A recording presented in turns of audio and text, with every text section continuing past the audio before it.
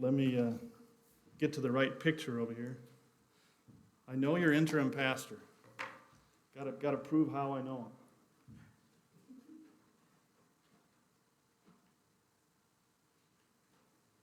All right.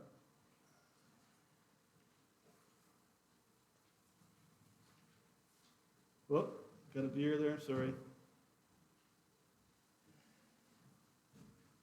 So Rick Weinert and I are teammates, and I hope he's working out for you. Was it September last year? I was out here, and Ron, you correct me if I'm wrong. So Ron and I had a phone call after that, and you hired Rick. So if it's not working out, I'm not to blame, but if it is working out, very good. And do you know what he did yesterday? What he got to experience? He graduated with his doctorate somewhere a lot warmer than us. I don't know if anybody saw a picture. Maybe my wife has. My wife is good friends with Billie Jean as well. So the next time you see him, you got to say, the doctor's in the house or something. So he is the perfect teammate. We are the church ministries team at Oak Hills. And appreciate him very much.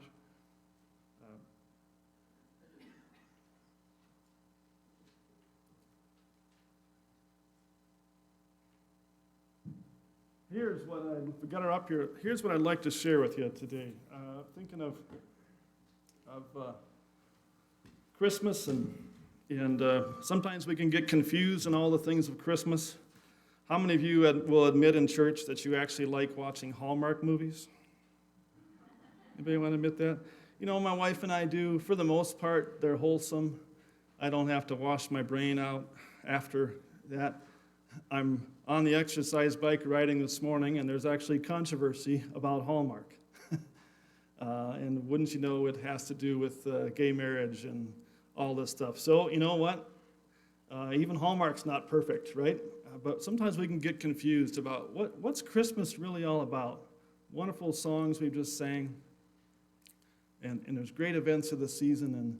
And how many of you have all your Christmas shopping done? Okay.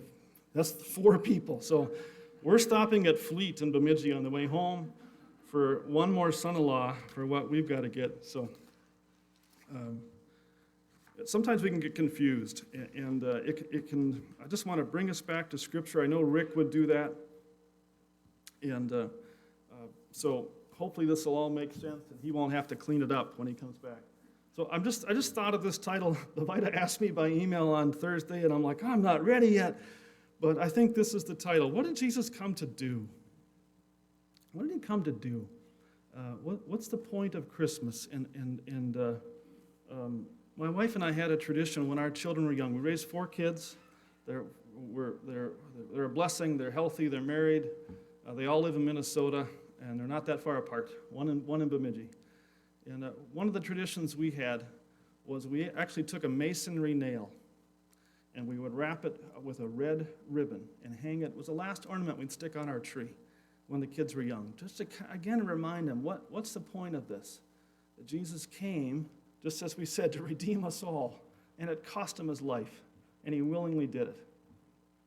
And to remind him of that. And so I want to take a look. If you would turn with me to look at John chapter 1. One of the habits I have in my daily reading time is as it comes to Christmas time, I try. Jenny and I are part of the Free Church in Bemidji, so I bring you greetings from there as well. And besides from Rick and I's work at Oak Hills, and I also have the privilege to be on our E-Free North Central District Board. And if you don't know what that is, your little coffee pot out there with the great coffee, there's a map. Pointed it out to a couple guys to go, which one's your church? If you look on that, it's a new thing from our district office, which is down in the cities. You know, we can kind of have our opinions about city people, right, sometimes up here, but that's an attempt from our district office to recognize every church in our district, 153. We're part of something large just in the state of Minnesota, and nationwide about 1,500. I grew up in an E-Free church in Pembina, North Dakota. My wife grew up in Solway at Solway Bible Chapel. That's our connections. We met at Oak Hills. But we're part of something larger than ourselves, and it's good to remember that sometimes. Let's look at this, John chapter 1. This is, it's not your traditional Christmas reading. You go to Matthew and you go to Luke for those. But I wanted to read some from here, and I just gave you a little start there. Seems like if you put all the verses on the screen, nobody looks at their Bible. I want you to look at your Bible, okay? So John chapter 1. In the beginning was the Word, and the Word was with God, and the Word was God. He was with God in the beginning. Through him all things were made. Without him nothing was made that has been made. In him was life, and that life was the light of men. The light shines in the darkness, but the darkness has not understood it. There came a man who was sent from God. His name was John. He came as a witness to testify concerning that light, so that through him all men might believe. He himself was not the light. He came only as a witness to the light. The true light that gives light to every man was coming into the world. He was in the world, and the world was made through him. The world did not recognize him. He came to that which was his own, but his own did not receive him. Yet to all who received him, to those who believed in his name, he gave the right to become children of God, children born not of natural descent, nor of human decision or a husband's will, but born of God. The Word became flesh and made his dwelling among us. We have seen his glory, the glory of the one and only who came from the Father, full of grace and truth. John testifies concerning him. He cries out, saying, "This was he of whom I said, he who comes after me has surpassed me, because he was before me. From the fullness of his grace we have all received one blessing after another. For the law was given through Moses, grace and truth came through Jesus Christ. No one has ever seen God, but God, the one and only, who is at the Father's side, has made him known." It's a beautiful passage about who Jesus is, what he's come to do, and just not your typical Christmas reading, but I urge us to stay in these scriptures to remember what it's about. And I'd like you to look at the next one I have. Flip over to John 17. John's the book of the scripture, book of Bible I'm reading in my own time with God in the morning right now. And John 17, you might be familiar with it. It's right before Jesus' arrest and his murder. Really? And he makes a statement, though, in this passage. So John 17, verse 1. After Jesus said this, he looked toward heaven and prayed. Again, he's not been arrested. He's not been crucified. He hasn't died. He hasn't risen from the dead. He hasn't ascended to heaven. Okay? None of that's happened yet. Still alive. After Jesus said this, he looked toward heaven and prayed, "Father, the time has come. Glorify your Son, that your Son may glorify you. For you granted him authority over all people, that he might give eternal life to all those you have given him. Now this is eternal life, that they may know you, the only true God, and Jesus Christ whom you have sent. I have brought you glory on earth by completing the work you gave me to do." I'm a simple guy. I grew up on a farm. I want to know how to get things done. It can't just be theoretical. It's got to be practical. How to get it done. Anybody else relate to me on that? It's got to connect this theory to practice. What do we do with this? And I hear that and go, wait a minute. I have brought you glory on earth by completing the work you gave me to do? Your redemption sacrifice hasn't happened yet. What did he come to do? My mind starts wondering on that. And now, verse 5, "And now, Father, glorify me in your presence with the glory I had with you before the world began." Does that kind of catch you to go, is he talking futuristic? Or has he really completed the work God has called him to do? Maybe still looking. He knows what's coming. He's not surprised by his arrest. He's not being foolish. He knows it's coming. He's prepared for it. Maybe there's something even more than just his death and resurrection that he's done, that he's talking about. When you try to summarize the gospel, and I bet Rick has done a good job of preaching that here, and your prior pastors. When I'm trying to teach Oak Hill students, okay, what's the gospel? Sometimes we get confused about what the gospel is. We've got to come back to what scriptures say. And there's even a Christian song that I have used in summary of what the gospel is. Sometimes a song, scripture put to song, helps us. How many of you know the song, or the Christian group, Casting Crowns? And they've got that song, Glorious Day. My wife and I have sung it. The chorus to Glorious Day. Let me just sing it for you. Live and he loved me, die and he saved me, buried he carried my sins far away, rise and he justified, freely forever. One day he's coming, oh glorious day. Is that true? Yes, it is. But how does that message get out? I think that is a summary of the gospel, but how did it get to you and I? Somebody influenced us. Jesus' death and resurrection was a long time ago. Somebody influenced us to have us here today. You think about, okay, what did Jesus come to do? Let me take you to another passage. Just think of Matthew, the Great Commission. You flip there, you can come with me if you like on that. Matthew 28. Now he has. The sacrifice has been paid. He has risen from the dead. He's shown himself to be truly alive, not a ghost. And the disciples are still trying to figure this out. But Matthew 28, verse 16, then the 11 disciples went to Galilee, to the mountain where Jesus had told them to go. When they saw him, they worshipped him, but some doubted. Then Jesus came to them and said, all authority on heaven and on earth has been given to me. Therefore go and make disciples of all nations, baptizing them in the name of the Father and of the Son and of the Holy Spirit, and teaching them to obey everything I have commanded you. And surely I am with you always to the very end of the age. The action statement there is make disciples as you go.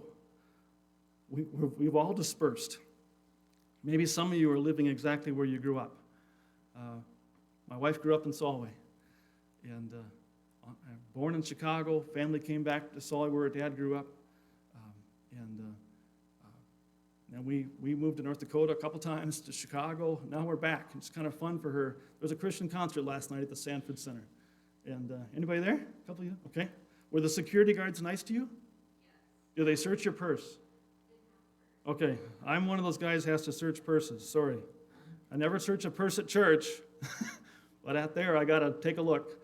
And my wife got to see some high school classmates. It's kind of a fun thing to come back home, and see that, and see some people that are walking with the Lord, or at least seeking the Lord. But it's make disciples as you're going. We got to think about, because the gospel is what Jesus has done, is doing, and will do, but he's given us something to do, the whole church. The church deployed, the church everywhere. And I think sometimes we get confused about that, and we think that's just for special people or people with doctorates. No, it's for everybody. I want to show you, I asked Rick if I could do this. And this is from a book called Four-Chair Discipling. I'm going to give this to Ron. You promised to read it, right? And pass it on to somebody in church, okay? I want to show you something. This is all online, and you can access it for free. There's no charge to it. I just got to jump out of this, and I'm going to try to show you this opening clip. Rick thought this would be a helpful thing. Hopefully we can get the sound to good. I'll control the sound up here. Maybe somebody can help me with sound back there if need.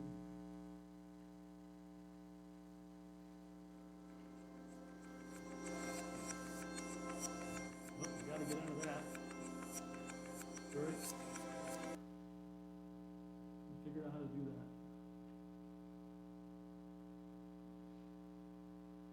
I'm going to figure out how to shut my PowerPoint off.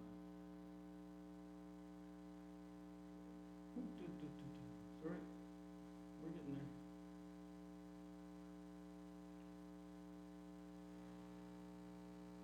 I hope.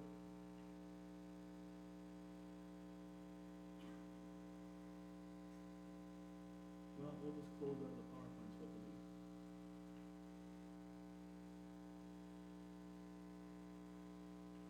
Pardon me, sorry.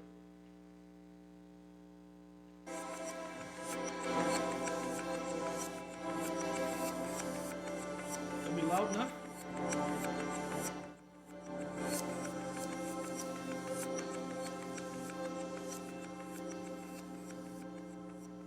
I grew up in a very large farm family. I say it was large because there were 16 kids in that family.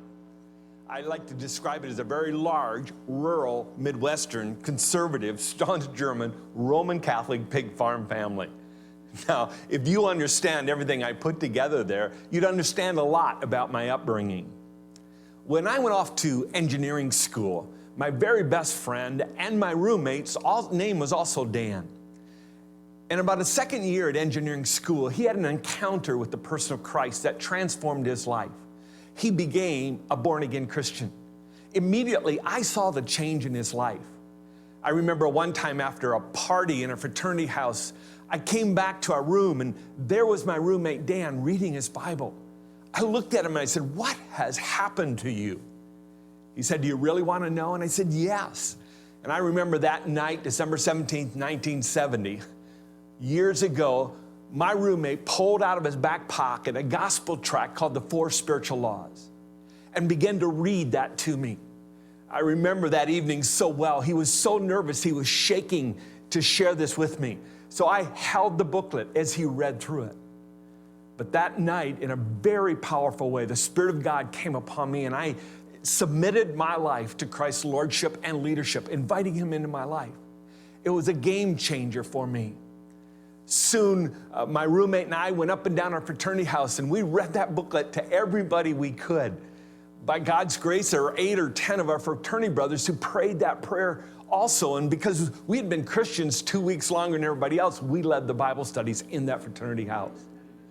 We soon discovered that we didn't know the Bible very well. I hardly knew the difference between the Old and New Testament. And I remember going off to Bible school, hitchhiking from South Dakota all the way to Chicago, where I went to Bible school. And while I was there, I needed to get a job, and I started working part-time as a youth pastor in a small church. Now, I didn't understand anything about the evangelical church. I didn't understand anything about ministry except what God was doing in my own life. And I say that because I remember I was studying the Gospel of John, and my professor at this Bible school was Stan Gundry. And he made a statement in the class on the Gospel of John that literally rocked my world. In passing, he said, some of Christ's initial disciples could have been teenagers. I was amazed at what I heard. I said, "Is that really true?" I remember running up to him afterwards, because you see, as a brand new Christian, and only about 20 years of age, I had this picture of Jesus as being this old guy in his 30s. And my mental picture of Jesus and the disciples radically changed at that moment. Because if some of Jesus' disciples could have been teenagers, and John probably was, the rest of the disciples might have been in their late teens, early 20s. My question then was very quickly, well, what did Jesus do with his youth group? Stan Gundry smiled and he said, "Well, you ought to get a harmony of the gospel." He just helped compile it. And he says that I put the 4 gospels in chronological order in this harmony, and you ought to study, what did Jesus do the first year? What did he do the second year? What did he do the third year? And what did he do the fourth year? And try to do what Jesus did. That made a lot of sense to me. And so in our ministry, matter of fact, we called our youth group Son Life, because we were just trying to understand the Son's life. What did Jesus do the first year? Where did he go? What did he say? Who did he challenge? How did he work with his disciples? What did he do the second year? Where did he go? What did he do? What did he say? Well, God began to bless that ministry as it grew, and people began to come to us and say, "How are you doing that?" And I said, "I don't know, I'm just doing what Jesus did." Well, what's that? And so we started a ministry called Son Life Ministries, which began to train youth pastors. And as that prospered, began to train pastors and elders and church leaders. We began to look at how Jesus so masterfully developed his disciples.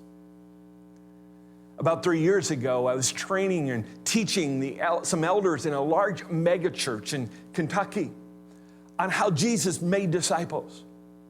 And I remember in talking to them and analyzing the life of Christ with them, their vision was to challenge everyone to follow Jesus completely. So I looked at some of the challenges that Jesus gave to the disciples. And I did something that day, the very first time I've never done before. I literally took 4 chairs, and I used the chairs to represent the challenges Jesus gave. John 1, the first challenge is right after he comes out of the wilderness, was come and see. When Andrew and another disciple went to Jesus, said, "Where are you staying?" And he said, "Come and see." The very first challenge early on in Jesus' ministry. It was a low-level challenge, easy to follow. And it says Jesus spent that day with him. But then I began to look how in a couple of days later, he then goes and finds Phillips, and he gives a different challenge. And that's what we called chair 2. It was a challenge to follow me. A different word. It literally means to line up behind, to accompany, to join, to learn of me. But it was a higher level challenge than just come and see.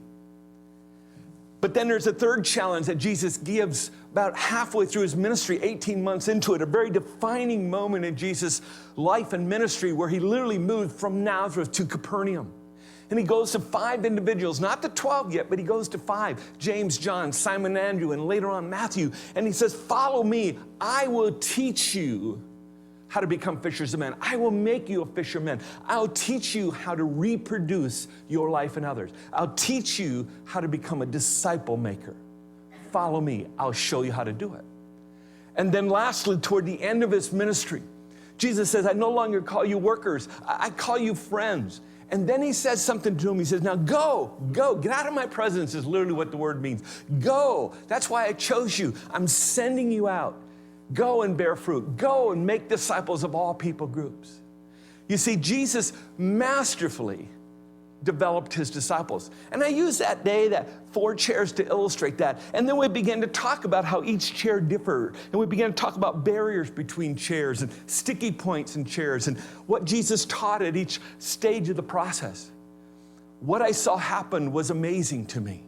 Immediately, everybody began to talk about the 4 chairs. We had pastors begin to teach in the 4 chairs and teach certain books of the Bible while sitting in one of the chairs because that book was addressed to people in that chair. People immediately begin to say, oh, I'm a chair 2 person. How do I get to chair 3? Or some chair 4 people say, I got a lot of friends in chair 1. How do I get them to chair 2? And all kinds of questions began to surface. But immediately people began to identify themselves at which chair they're in and where their friend was and how to move them through the process. And that began the whole emphasis study and talking about 4-chair discipling. And in the book that I've written, 4-Chair Discipling, we're going to work through that process. We're going to look at it and see what we can learn and how Jesus so masterfully developed his disciples.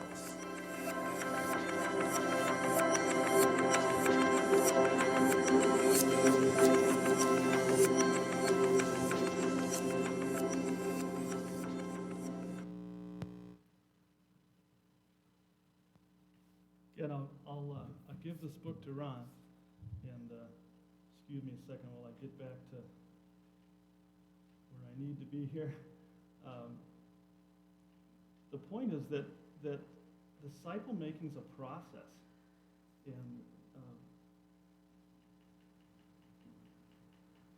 and we need to figure out where we're at. I can see this in my own life, the different times where I've been, and then what Jesus is speaking to me about. Here we go.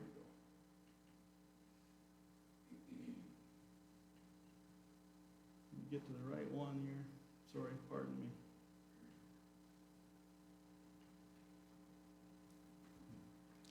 We'll zip ahead. This graph is also an insert that I just put in here. And it just illustrates this idea that there's a process. If I can jump away from the mic. So someone, say this is the cross of someone who has come to faith in Jesus, okay? Centered right down the middle of your church. Someone can be farther away from Jesus than others sometimes. You never know anybody that's going this way? Farther and farther away from Jesus? Right? But there's people that, they're seeking. And we talk about winning the seeker. What can I do that might draw them to go, man, the church is an asset. The church isn't a liability. They're good people. They're nice to be with. They don't steal your car out of the church parking lot or your purse out of the, there's people who have a really distorted view of the church. When we can show them the church is an asset, that's a positive thing. Well, then they begin to ultimately come to faith, help build that young believer so they start getting some strength. And then when they start realizing, what now? Equip them with some ministry skill to do something, to be productive, just like we would on the job somewhere. And then eventually looking for leaders that can be multiplied. One of my youngest memories of my E-Free Church as a child was hiding under the pews during the pie social. Was that little kid going to amount to anything someday? Maybe not to the adults that were clearing the sanctuary. But something happened where God moved me along that process.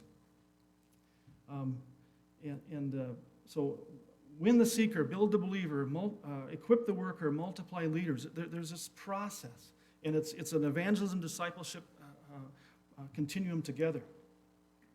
The church is a disciple-making movement. Make disciples of Jesus who then make more disciples of Jesus. That's how the gospel gets spread. It's through us. That's why we're here. Somebody did it. You think back to who influenced you. Who influenced me? The hope of the world is Jesus' church. We know the hope is Jesus, but how is Jesus' hope communicated? It's communicated through the church. The ones of our denomination, the ones that have like-minded faith in Jesus in our community and our region, not just our flavor. One of the things Rick and I do in Bemidji is we work interdenominationally with any evangelical pastor or ministry leader that wants a network. And in Bemidji, we actually refer to ourselves as the Church of Bemidji with multiple congregations, which is a beautiful thing to think about, rather than competitors who are competing for market share. And representing Jesus clearly. There's actually a book that we use at Oak Hills as well, besides this, called regarding Native ministry, called White Man's Gospel, about how Jesus unfortunately was misrepresented by many people who maybe they didn't realize it, but they misrepresented Jesus to Native people. We need to make sure that he's represented clearly, reflect him clearly, to all nations, all people, all ages, not just one sector. Beautiful to see in your church. You got the whole age group here, right? The whole age group. And all, at whatever stage, whatever age, being a blessing to our community. This is the piece I want to bring you back to with the insert that in your bulletin. There's an Oak Hills insert there if you need to go to our website and check some things out or snoop on Rick and I. But there's also a little bulletin thing with some sermon notes. That helps me wake up about this time if I'm on the receiving end.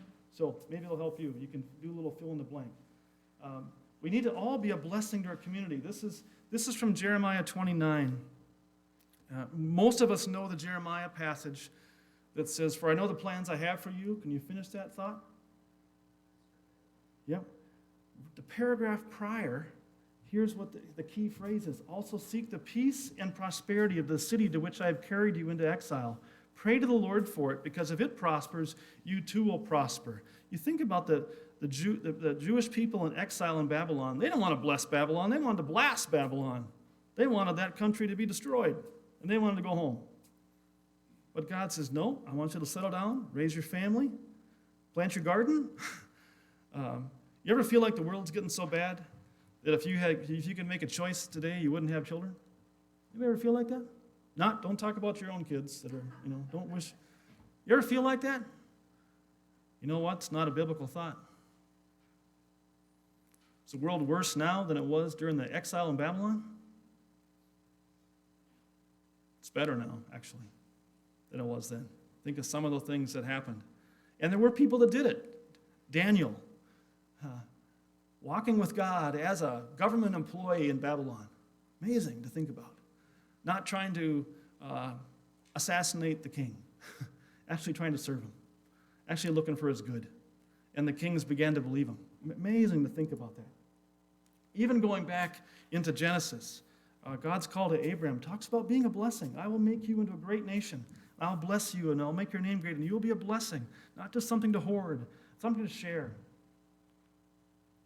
Our denomination, this is from our denomination's website. I think our president, Kevin Complin, who grew up in Thief River Falls, his dad ran the grocery store. He understands this, that our denomination and other like-minded denominations are to be a blessing to our community. That we're to be an asset, not a liability. Some great things there. Here are some ways, okay? So now is a chance for you to, this will help you wake up a little bit, think about what are some ways we can be a blessing to our community. And maybe help you be practical and think about, okay, what are you currently doing in your, here in Bagley or wherever you live, in your neighborhood, to be a blessing? What are some things you should keep doing? Maybe some things you should adjust? Maybe some things you can continue to do? The first thing is through our personal and our family lives, right? Because if I'm a jerk at home, I'm going to be a jerk anywhere else, right? If my wife, when I'm preaching, is going, oh my word, rolling her eyes, if our kids are, I got to walk with Jesus at home. I got to walk with Jesus as a man. I got to walk with Jesus as a husband.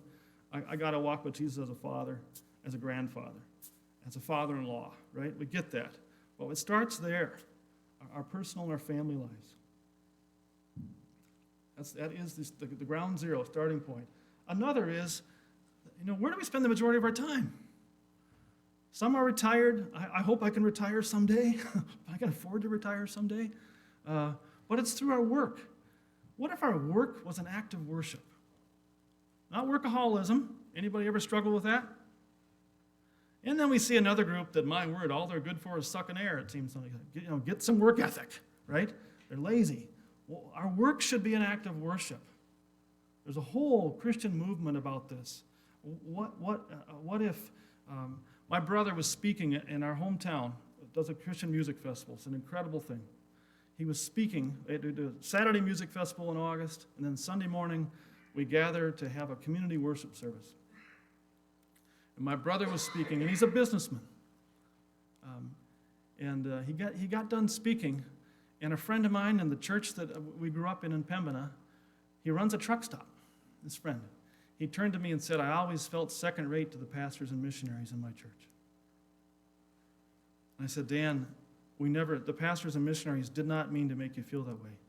Probably none of them can run a truck stop like you do. And he said, now I see I can run my truck stop for the glory of God.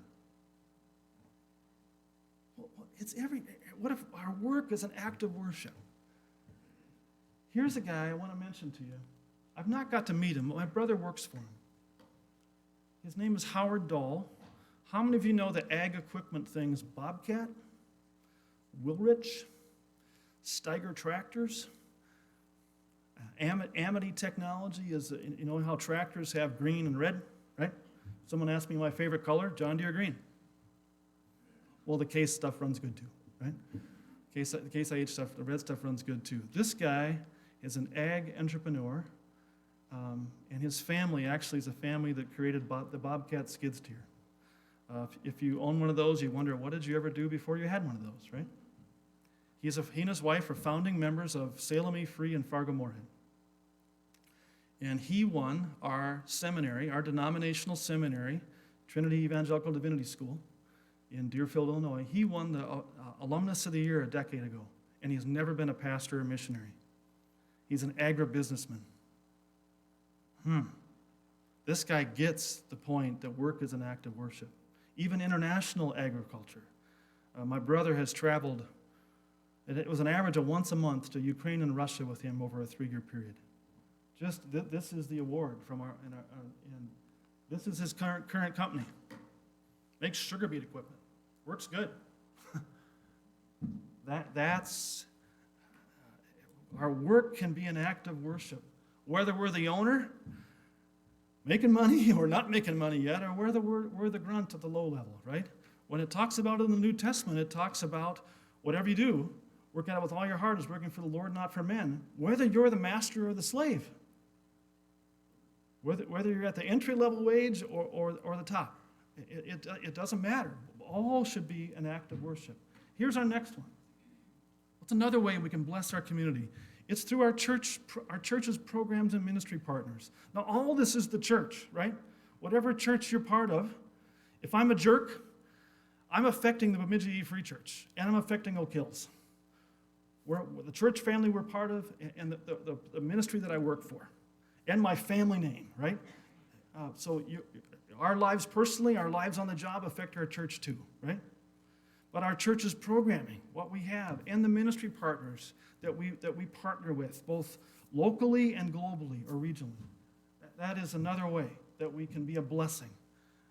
And we have to sometimes go back and evaluate, are those being a blessing or not? If they're not, maybe we should tweak them or do something else, right? One of the new ministries that popped up about 2 years ago, and Glenn's son Miles and I work with this, is Ruby's Pantry. Anybody know about Ruby's Pantry? Anybody involved in it? I think there's one in Clearbrook. So it's this week, Wednesday in Bemidji. It's going to be cold. Miles and I are out at the curb loading groceries into cars.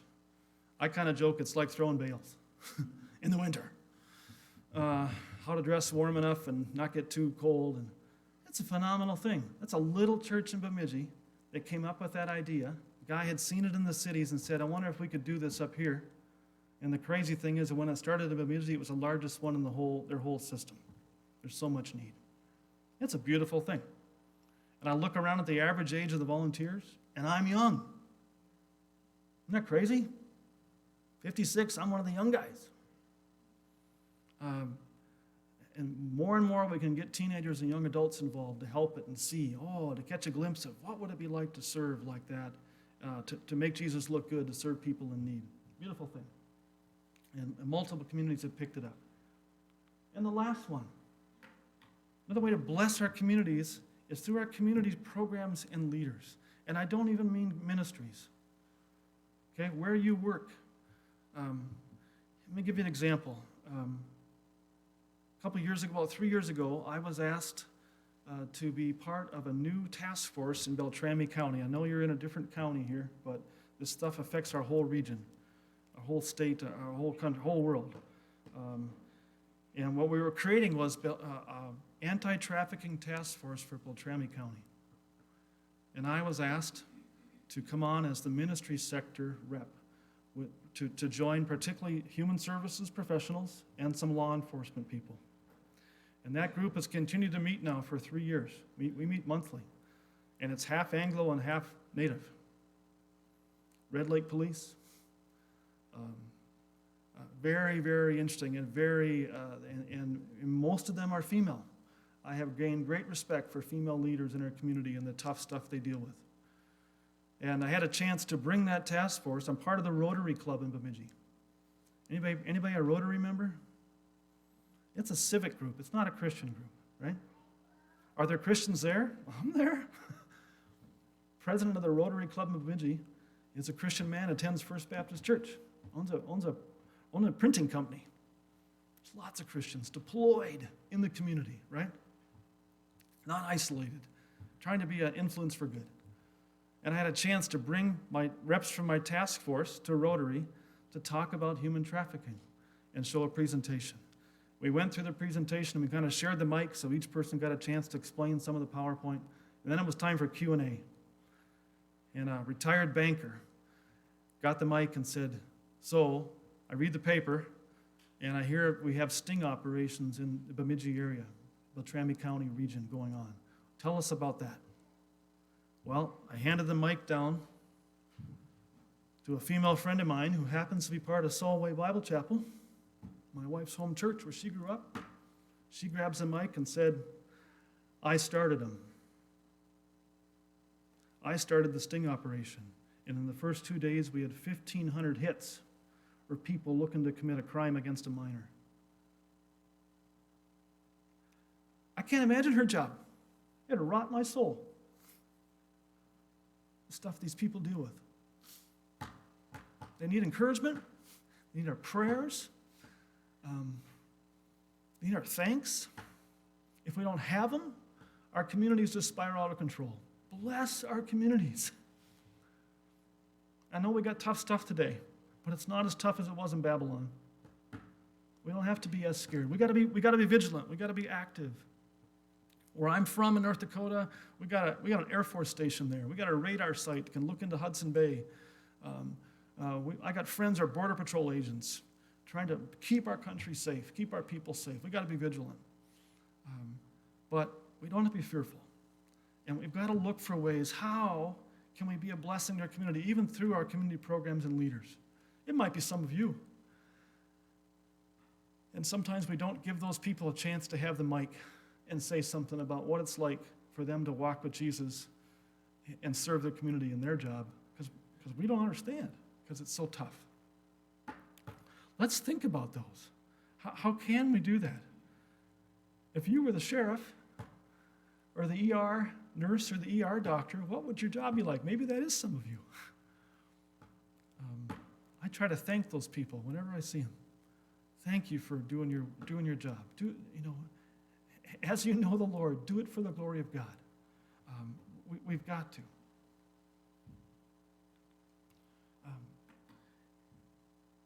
What did Jesus come to do?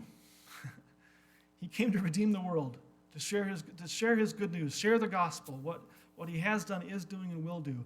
What he's doing it through the church, through Calvary, Efree, and Bagley, through Solway Bible Chapel, through Northern Bible Church, through ministries like Deeper Life Bible Camp and Cooperstown Bible Camp that blessed my life when I was a kid. Some of you know Deeper Life. I know Danny and Levita do. And the Bjornwood family, it's been part of that. The Bjornwood family, when they were younger, influenced my brother and sister and I at Cooperstown Bible Camp in North Dakota. My brother came to Oak Hills because of Marlon Bjornwood. And that changed the outcome for my family. Think about how we can continue or even increasingly be part of that disciple-making movement, whatever your work is. My part-time work as a security guard at the Sanford Center is just an intriguing thing. I've done that now for 3 years. And sometimes we have to wrestle a drunk guy who we've served too much beer to. And we try not to do it alone. It's primarily another Christian guy from my church and I that get involved, get the police officer involved as needed, try to de-escalate it. But sometimes it's even just with my coworkers. Trying to represent Jesus well to them wherever I know where they're at spiritually. I don't know. My boss at the Sanford Center is a 20-something-year-old young woman. She's the age of probably our youngest daughter. She's a great boss.